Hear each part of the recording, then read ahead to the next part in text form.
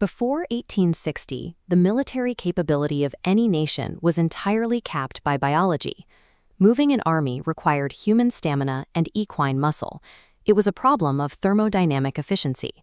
The energy required to move mass to a battlefield was drawn from the exact same biological reserves needed to fight the battle. Armies took weeks to traverse territory. Marching meant burning thousands of calories a day while exposed to the elements, losing men and horses to disease, starvation, and pure physical breakdown long before the front lines were reached. Prior to 1866, the relentless friction of geographic distance often inflicted more damage on an army than the opposing force. In 1866, Austrian military doctrine maintained this approach, maneuvering massive columns on foot. Deploying toward the Bohemian frontier meant marching hundreds of thousands of men over rugged terrain.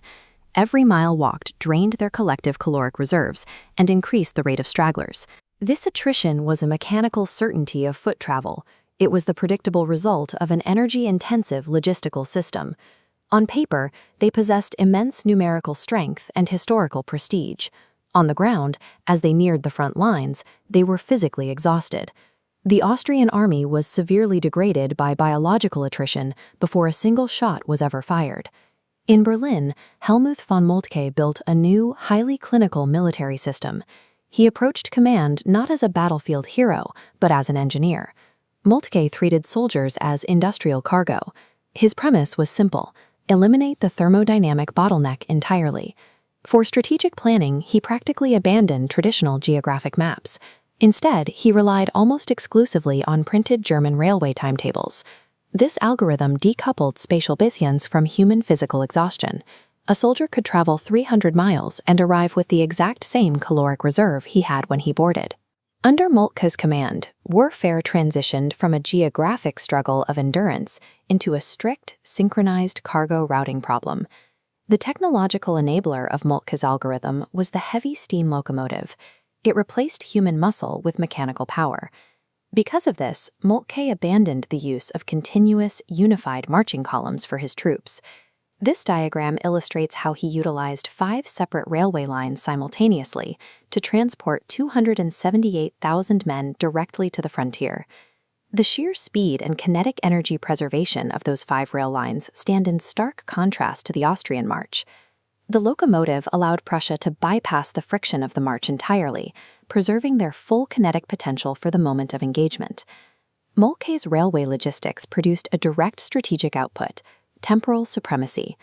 Upon arrival at the frontier, the Prussian troops were biologically rested, fully supplied, and already entrenched in optimal positions.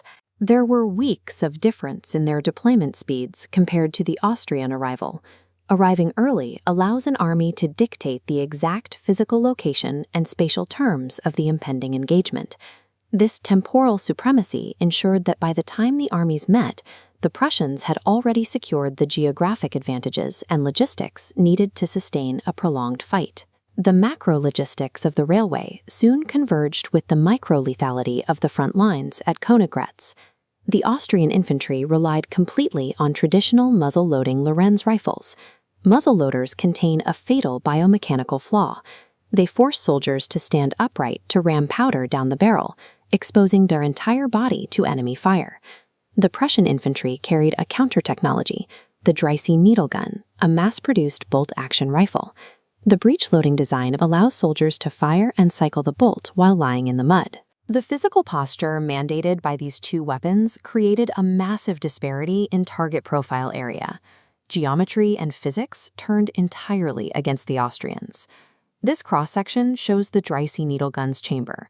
Tracing the process, the firing needle passes completely through the black powder to strike the primer.